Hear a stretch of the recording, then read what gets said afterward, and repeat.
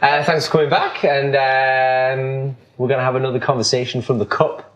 Do you want to pick the cup? Okay. I hope I can read your writing.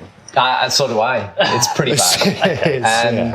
We've got 25 minutes, and today's conversation is... Fermentation. Fermentation. Oh, no. I'll start the clock. And, where do we go with that?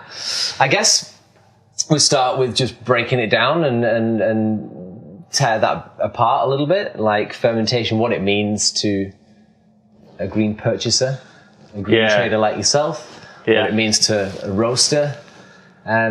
We should probably outline the basics, though. I mean, essentially, as far as the coffee world is concerned, there's sort of two ends of the spectrum. One being wet, one being dry. Yeah.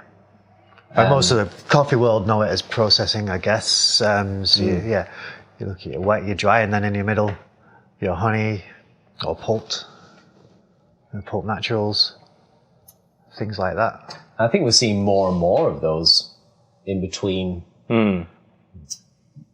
areas, shall we say, grey areas. It's not just one bang in the middle. But we agree that every coffee undergoes fermentation.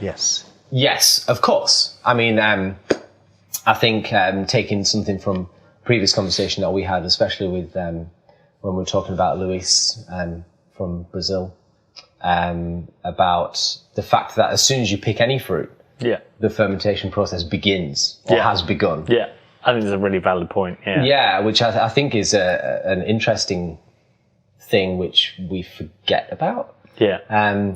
So it's what? Lack of oxygen, sugar and microbes equals fermentation. Yeah. That's simple. Yeah, and I guess taking it away from it where it's been growing sort of starts the decaying process in some way. And I guess everything is oxidizing and fermenting most of the time. Now, I think we've sort of had... as far as naming this, we've had a change in that, I think, over the past few years. And it's not so much that we're trying to be different. I think we're just calling it how it maybe should be called. Well, like you say, because there's a lot happening in what once was grey areas, it seems more apt to change the way we name it, as producers are experimenting more and controlling more the fermentation. I think that's probably where it came from with us, doesn't it? Yeah, definitely. And give us an example of how you've what you used to say and what you're saying now, as roasters. Well, and I think sometimes we've got to, especially if you're in the specialty world, I think we've started to understand that the main audience we have, or some of it, is specialty focused. But then we do have a wider audience who just enjoy coffee and maybe enjoy something that's higher quality.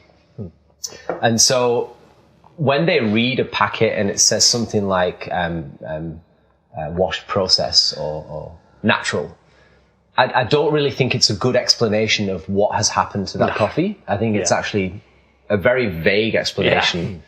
And it doesn't really mean anything to anybody. I think it is a tad misleading, right? Very. Yeah. I mean, the old natural versus the washed, as you ask any purist, supposed purist, and they'll be like, no, washed is the pure form of the coffee. Well, no, it's not actually. It's naturally.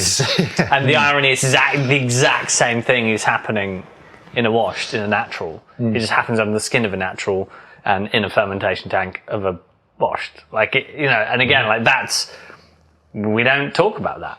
We don't, you can have a wash that will taste like a natural just because of the way it's fermented. I had a conversation with someone today and they told me he didn't want any fermentation taste in his coffee, and it's just right, there you go. Yeah, that's the thing, is people... I don't like ferment. I don't want that the taste of coffee. flavour. They meant banana skins, right? Yeah, absolutely. I guess they meant decaying flesh or fruit, pulpy. Not maybe decaying flesh. Not like a zombie coffee. That'd be weird. That's so true. it doesn't seem right. And this happens. I think this happens in other. You can take other products, wine, beer, all which all go through fermentation processes. Yeah. And you look at people who are into natural wines and traditional fermentation methods, and it's exactly the same here, right? But the explanation. So we changed, and we've gone from it being a wash process, whatever that really means, to we just use the term, what kind of fermentation was it? Wet fermentation, a dry fermentation, and then you've got pulp naturals, which obviously needs more explanation. Yeah. And honey, which confuses the hell out of people. Yeah. And it means different things in different origins as well. No, totally. Yeah. Which is Traditional Costa Rican yellow honey rabbit is something that means something to every single different farmer in Costa Rica. Like yellow honey, white honey, pink honey, black honey, red honey, gold honey even, I think. Gold honey, yeah. Okay. Yeah. So maybe as far as the green world is concerned, what do you see a lot of? Yeah, I mean... Where's it shifting to? And I think for us, green importers, the most common is natural. Like, literally, natural coffee is where it's at in terms of low-cost production for producer, low inputs. So he doesn't require water, he doesn't require massive infrastructure, he can do it relatively easy and he can control it relatively well. In Ethiopia, they use it as it's their bank. They'll put down, a part of their crop and literally, do dry as a natural, put it in a bag and then just leave it in their shed. And they know that is literally money in the bank because they know they can sell it. So I think the most common process we're seeing is natural. Brazil Naturals is they're the biggest producer of natural coffee in the world. Yeah. But I think in terms of sort of what's exciting, I think obviously Costa Rica, what they were doing with the honey pulp natural, it is actually the same thing. It's just different name, different country. I think they really sort of pioneered honey processes and trying different layers of mucilage, varying degrees of success. And actually, I think if you talk to most producers, if I'm talking to Alejo and I'm like, tell me what your white honey is versus your black honey versus your red honey, and he'll just go there isn't. It's just a colour that they dry on the patio. That's why I call it black, red. And then actually, we probably, if you said the same thing, I sadly think there's quite a lot of marketing guff that goes on. See, a lot of people sell it as in percentages of mucilage left on, but how do you control? Yeah. Well, I mean, the some of the eco pulps they use in Costa Rica are really they have these two massive wheels that fit together and that's done on a percentage dial. So they'll spin it that way, which is where you get the 10%, so if they just 75%, a small blah, blah, blah. Amount, then you get your black and your reds. So literally, they can control it actually quite finitely through those machines. And we see, this is why I find Costa Rica so interesting, because it's for me, the California of the coffee industry, because most producers are retirees with shed loads of money. Wow. They've got amazing. You drive up and whoa, that's a really nice car. Wow. There's a lot of money in these farms. So their infrastructure, all of them have their own micro mill. Amazing. Literally every single guy has his own micro mill, his own miniature washing station.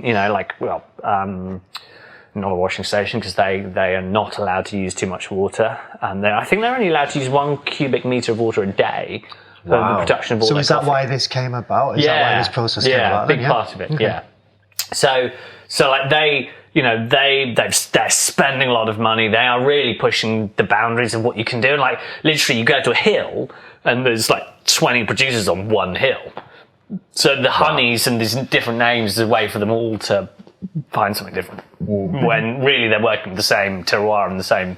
But it's fascinating. So yeah, for me, Costa Rica is a really interesting country because of that and what people are doing. But again, I don't think there's not a huge amount of understanding in what fermentation is. And I think like, hats off to Lucia Solis, one of my coffee heroes, and what she's doing. And I think she says like actually the process of fermentation is only 13% of like processing the coffee. Yeah, that's only a small percentage of what happens. You know, there's all this other layers of stuff that happens. And flavour is a byproduct of, well, it's microbial poo.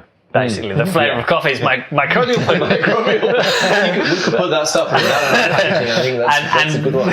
What's really interesting, like, you know, as Luis always explains it, fermentation, they use the concept of fermentation to get rid of the mucilage quickly so that they could dry in a place that was actually very, very wet. So, like, you know, because otherwise, if you just laid it out and tried to dry it, it takes blinking ages and mold will grow. Like, Luis is trying a crazy experiment at the moment, and it's now been 4 weeks, and the coffee's still wet. And he's like, "Yeah, Dad, this is not going to work."